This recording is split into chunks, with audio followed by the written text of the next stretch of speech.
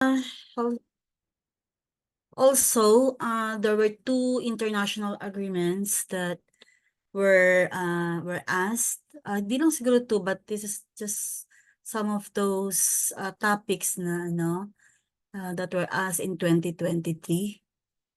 So that's the Montreal Protocol and the Kyoto Protocols. But in this slide, I found this help very, sa slide share, I found this one. So let's do some, para maalala lang natin during the board exam, pag ibalik nila itong question. So Montreal, okay, Montreal Protocol. So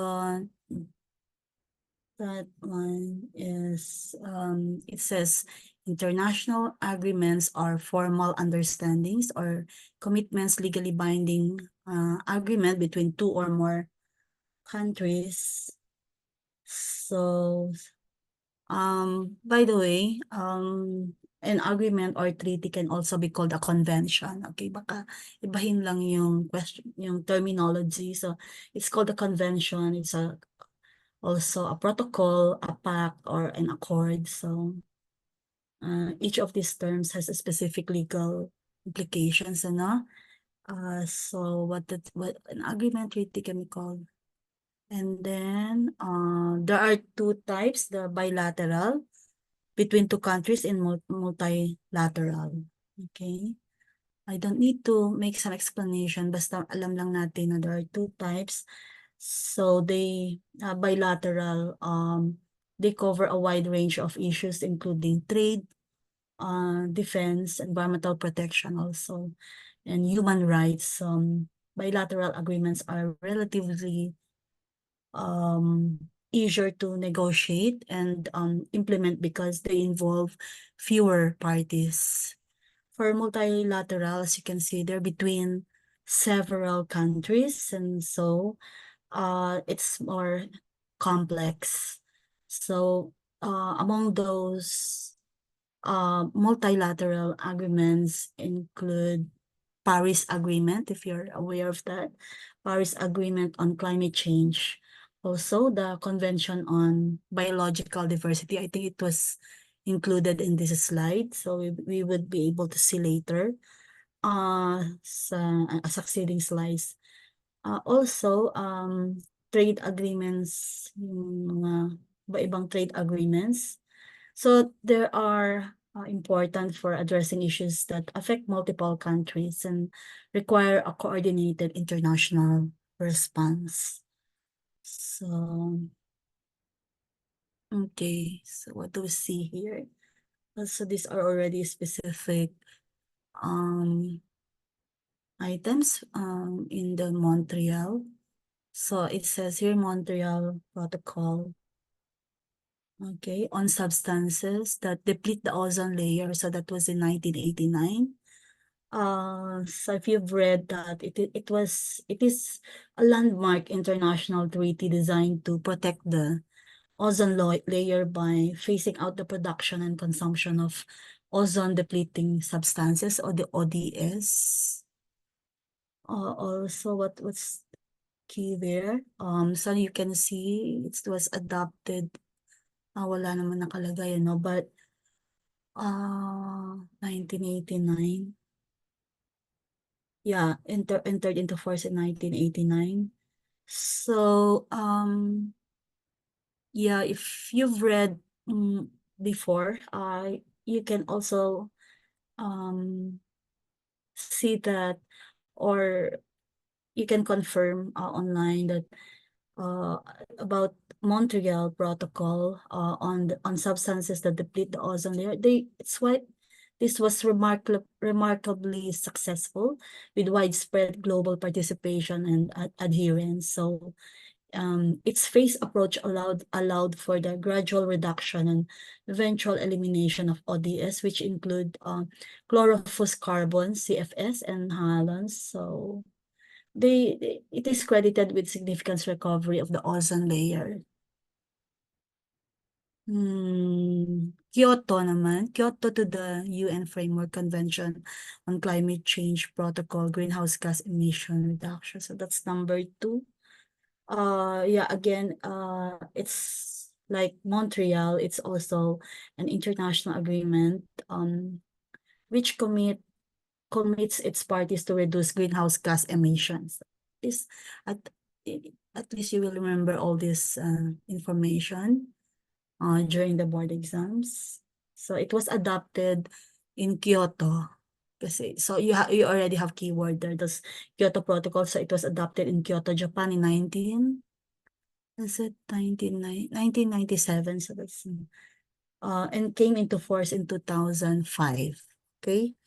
Um, yeah, so the protocol established legally binding targets for developed countries to reduce their emissions of greenhouse gases. So that's what we call the GHGs by an average of 5% against 1990 levels over the commitment period. Okay, so we will, yeah, it's all here. I will provide this slide deck. And then you can also see number 3, Convention on Biological Diversity. So CBD in Nairobi, Japan, 1992. So, let's see kung meron information dito sa succeeding, ano niya. Ayan, sa 1985. I hope you will remember that. For Vienna Convention. And then global agreement. Yeah, I will not teach you this anymore.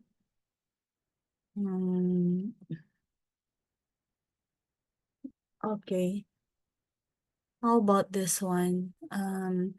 Siguro yung mga dates, siguro, no, it's important din. 1987. So, at least kung may maalala kayo, agreed on 26 August 1987, then 2 years after, that was, force, meaning, so, implementation. Okay, force on 26 August 1988, 1989.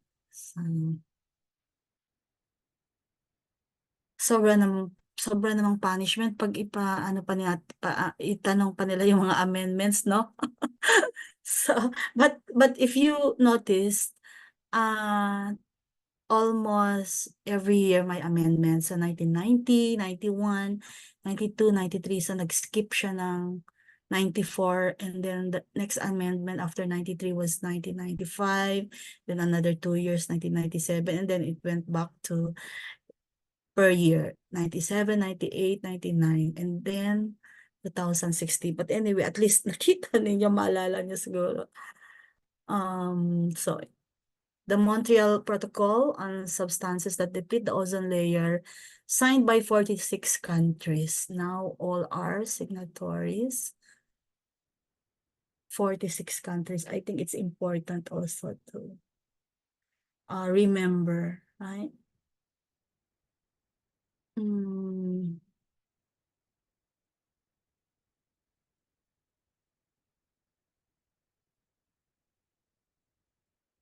So what do you, what should we do about this one? So these are the responsibilities for countries to ensure the effective phase out of ODS. So these are crucial for monitoring, controlling, and eventually eliminating the use of harmful substances. So control of ODS trade, and then annual reporting of data. So these were the responsibilities of course, for each of these items of these responsibilities, like control of ODS trade. If you look at the main protocol, or the document, there's a breakdown of each of these responsibilities. Like control of ODS trade is comprised of 3 sub-responsibilities, like regulation of imports and exports, and then trade restrictions. So it's about regulations, okay, and then customs and enforcement. So those are the breakdown of each of these tasks, and then annual reporting of data, submission, and then transparency and accountability, and then accuracy on the data. So let's go to, just to make sure that at least we had a glimpse of this before your board exam rather than nothing. So let's see. So there you go. So so this was the one that I was talking earlier, that the Montreal Protocol has proven to be innovative and successful. Okay, and then the second bullet, the first treaty to achieve universal ratification by all countries in the world. So one of those things that's important to remember. Leveraging worldwide participation. Okay, and then the Montreal Protocol has sent clear signals to the global market and placed the ozone layer, which was in peril, on a path to repair. So if you are still interested, to click on that link.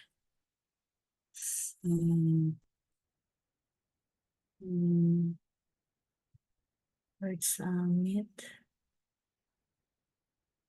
Okay, to Kyoto to the UN, UNFCCC. Okay. So the Earth Summit held on June 4, 1992 in Rio de Janeiro led to the signature of 3 conventions. Okay, I think this is important. The UNFCCC is one among it, sabi niya dito. And then it also said that UNFCCC states that the goal of the Kyoto Protocol as the stabilization of greenhouse gas concentrations in the atmosphere at a level that would prevent dangerous anthropogenic interference with the climate system. So baka true or false, ano? So sometimes PRB would give a true or false question. At least na you had a glimpse. Ano kaya yung agricultural?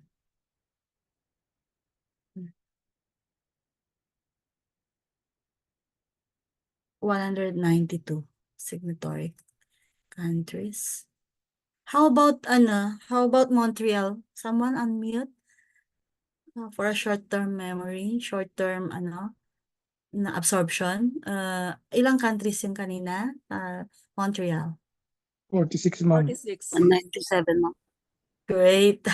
Magaling pala kayo sa short, Okay. Madali lang, di ba maganda pag anong tawag mo doon kapag you're pressured and yung rush of adrenaline, So, if you are great at that, you will be the greatest. You will be during the board exam kasi talagang yung adrenaline mo during the board. And as soon as you, di ba, yung mga nagbo-board exam dito na laging madaming qualifications, as soon as you start writing your name and all the personal information on your, kasi yun yung mauuna no? Personal information mo. Di ba? Ano ka na nanginginig ka na. So, at least ngayon, ano na kayo, no? Hindi tayo ganon kasi you've been shading na for ilang beses na tayong nag-shading. So, hindi na kayo mapapagod. Okay? Legally binding agreement under which industrialized countries will reduce their collective emissions of greenhouse. Okay. Parang parang this one is kind of outdated, pero at least yun yung goal, yung greenhouse gases by 5.2% compared to the year 1990. So reference yung 1990. Okay, and then meron dito, affect the energy balance of the global atmosphere in ways expected to lead to an overall increase in a global average temperature known as global warming. So at least yung global warming na yan, may relate natin. And then, okay. Okay, so baka naman, the goal is to lower overall emissions from six greenhouse gases. So, which kind of question would we expect from if which is not part or which is not among the 6 greenhouse gases, ano? So, not, kapag ka ganon, ibig sabihin, we need to, at least one lang, we run through this tonight na carbon dioxide, methane, nitrous oxide, sulfur, hexafluoride, fluorocarbons, perfluorocarbons. I mean, kung tanungin sa atin, kasi importante talaga yung greenhouse gas. What does it comprise? And then, what's the objective of this protocol? And then,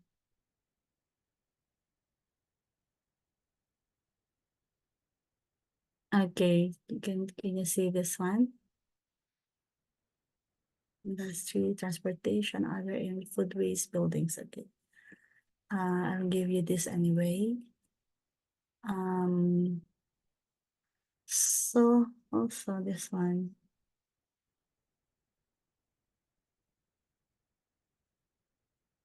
Set a heavier burden on developed nations under the principle of common but differentiated responsibilities because of their historical responsibility for current levels of greenhouse gases.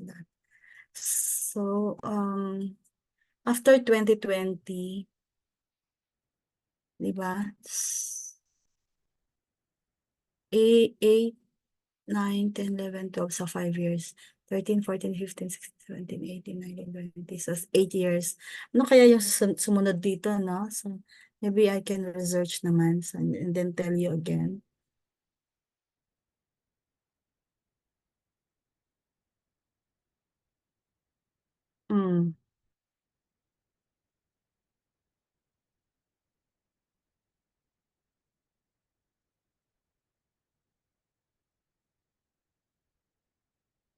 Okay. So, this is the third one. Convention on Biological Diversity. So like a CBD. Of course, you will remember that. Kasi para siyang central business district, no? So you can associate with that quite easily. And then there are 3 main objectives. Yeah, conservation of biological diversity. So it's easy kasi that's the name of the convention itself. So those are the keywords. The sustainable use of the components of biological diversity. So again, hindi nawawala yung biological diversity. So it's still there in the main objective. The fair and equitable sharing of the benefits arising out of the utilization of genetic resources. So, and then there are thematic programs of work which corresponds to some of the major biomes in the planet. Okay, so if you can linger a little on the thematic programs, that's agricultural biodiversity, dry and subhumid lands biodiversity, inland waters. So these are the types these are the thematic programs. It means, yeah, by theme, it was categorized by theme. So agri, dry, and mabilis lang i-memorize, no? Subhumid lands biodiversity, inland waters, forest, island, marine and coastal biodiversity, mountain biodiversity. Quite easy, di ba? I'll give you time. You don't have time anymore after tonight to read and go back to this. So, mabilisan lang. Okay, Roderick. As far as you can remember, what are those 7 thematic themes? Yung hindi matapos ni Roderick, ituloy ni Ituloy na Annalyn. Game. Ma'am, Go narinig niyo ahead. ako, ma'am? Oo. Go. Naalala ko, ma'am, agricultural diversity, dry Okay. and Subhumid.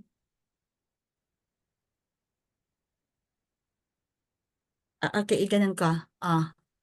Okay. Alright. Kita mo yan? Hello? Ako ba yung nawala? Si Roderick. nawala ako, ma'am. Oo, nawala ka. Ayan na po, ma'am, narinig na po ako. Oo. Ulitin Ma'am, mo. naalala ko, ma'am, puro biodiversity yung mga dulo, ma'am. Agricultural, dry and Oo. shrub, humid, inland Oo. waters, forest, inland, marine, mountain. Pero alam ko puro diversity ang dulo. Si Annalyn, ano yung nakalimutan ni ni Island, Annalyn? ma'am. Okay. Island. Ano pa? Nakalimutan ko na yung dulo kasi nagre-write ako. Okay. Ito. Alright. Island, marine, coastal, mountain. I think nagawa lahat ni Kwan, ni Yes, ma'am. Roderick, no? Yung island lang yung nakalimutan ni Roderick. Okay? Yes po, ma'am. Isang tao, si Elvis nga. Sige nga, Elvis, tingnan ko lang yung how do you really absorb para mas matulungan ko pa kaya. Elvis? Yes, ma'am. Pakiulit. If I could remember, ma'am, mountain, Mm-mm. island biodiversity, of course, Mm-mm. forest biodiversity. Mm-mm. We have the coastal and marine. Mm. Uh, the dry and subhumid lands, Mm-mm. Correct. and agricultural. Mm-mm. And Kulang ng isa pa. inland, ma'am, inland. Yeah, okay, correct. Okay. So, yeah, I can move now to the next one. So, at least magaling pala kayo mag-memorize na, okay. So, this one also support initiatives of the following.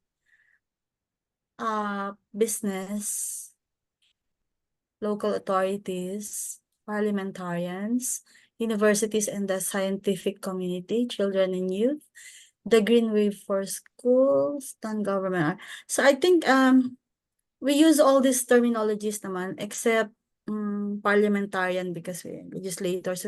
With yeah, meron naman tayong equivalent terminology for parliamentarians, di ba? Our legislators. And then, so kapag multiple choice or, di ba, you will be fine. Okay? So, ano pa sabi dito? The convention's governing body that meets every 2 years or as required. Okay.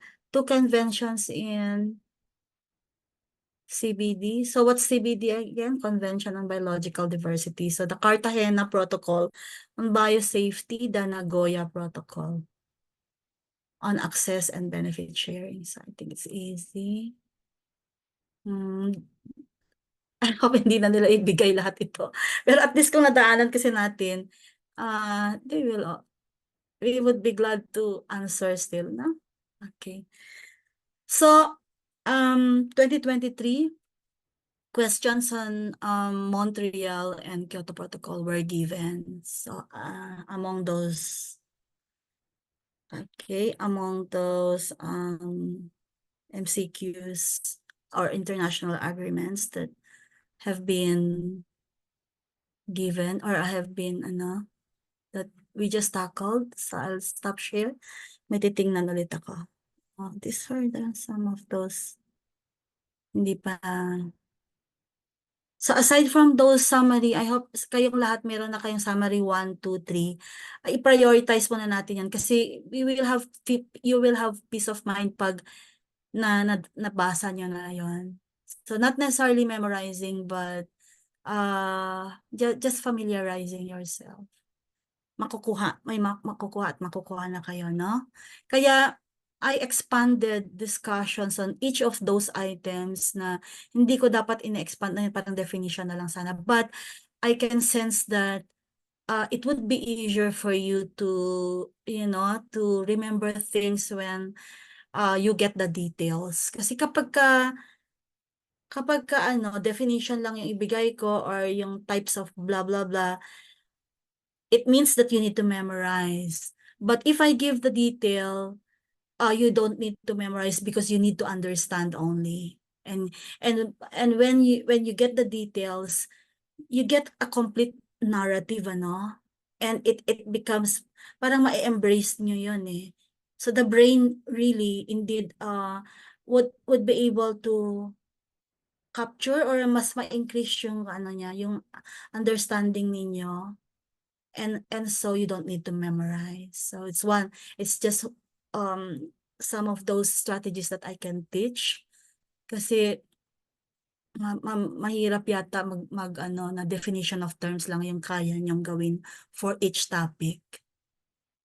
Okay? So, kailangan makuha na ninyo. Kailangan by tonight until tomorrow, yung tatlo na yon, summary 1, 2, and 3, dapat sobrang kabisado nyo na yon so that you can move to other topics na. Kasi hindi kayo makaka-move sa, if you keep thinking about those three sets eh. Kasi sinigurado ko na yon para at least hindi na kayo maghahanap pa. If there are updates that you need to do on those three, just put it on the GC. Okay? No need to debate about that. Baka lang meron kayong maitulong pa doon. So, okay? I'll look for saglit lang. Tingnan ko kung meron pang dagdag. So, ang hirap mag-fish, di ba, Elvis? Mahirap? Meron pa ako nakita na Yes, so, ma'am. mahirap let's see. Kasi meron na akong peace of mind. I'll just look into, baka may na-miss out ako and then yun pala yung dahilan na hindi tayo makapasa dahil hindi ko nasabi. Okay.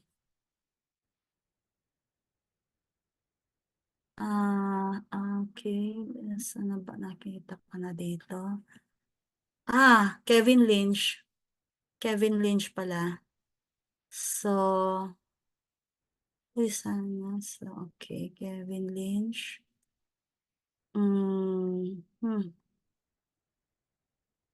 So, I already, national framework. Can you write para hindi ko nabalikan itong listahan. National frameworks, Kevin Lynch.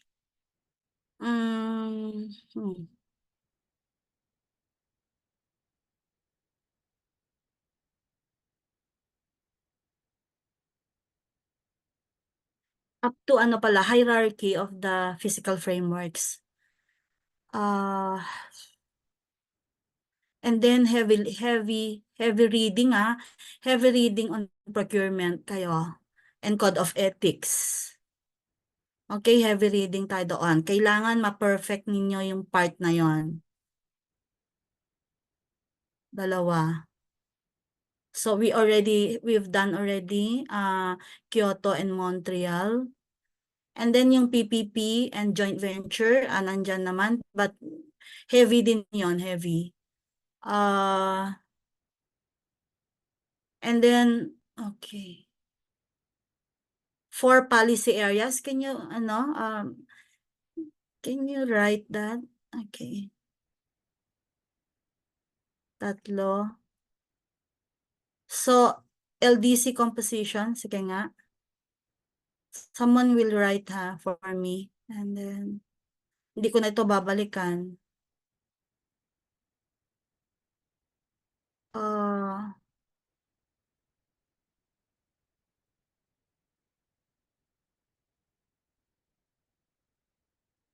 So, meron na tayong subdivision.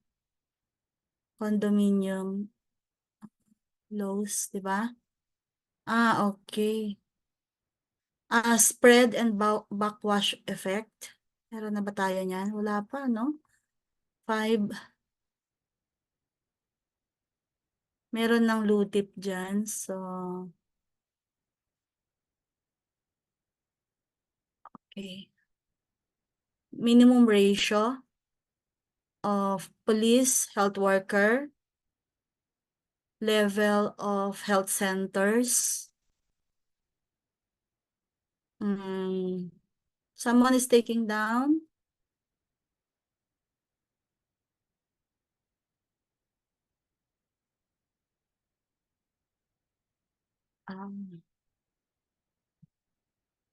Okay.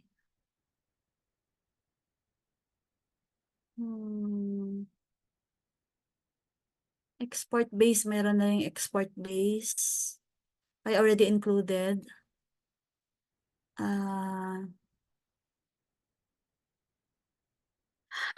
Sandali nga. Like ganito daw, like ganyan. Mga example.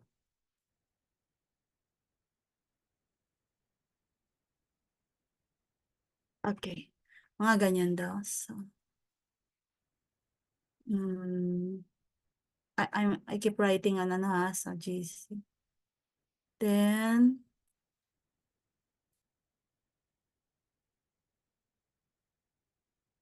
saan na ba yun? Sorry. I was lost.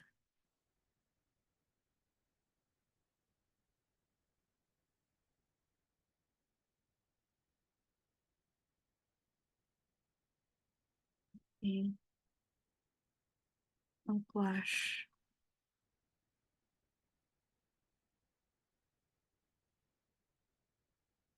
Okay.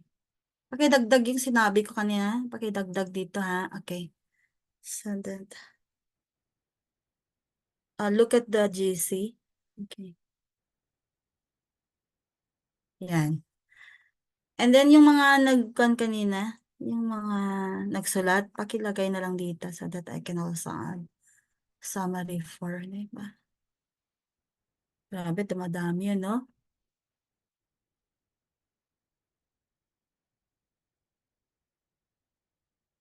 Diyan, paki-resend yung summary 1 dito. Para makita ng iba. Kasi yung summary 3, summary 2, medyo lumayo na eh.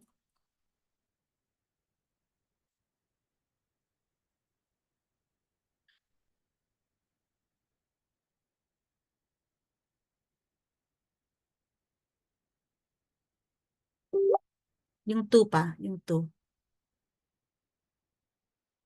And then, I'll put here the international agreements. Okay, I'll put here para tingnan nyo na lang. Okay. I'll also put yung ano Kevin Lynch ulit dito. Sige.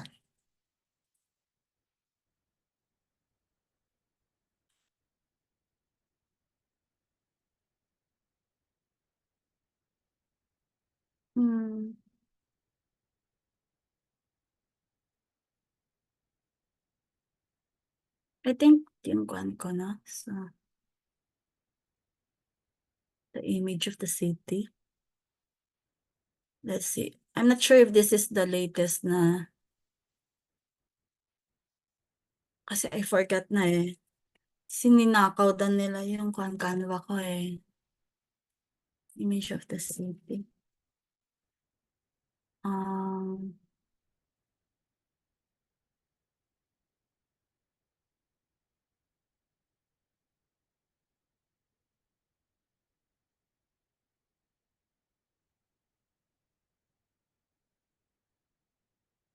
License.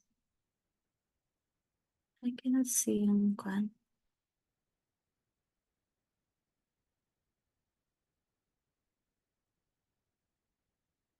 Alright. Para makita din ni Doc. Ayan. So let me see. I can open this again. Oops, bakit ganun ang itsura niya? Diyan, paki-ano na lang yung recording. Because I'm mumbling.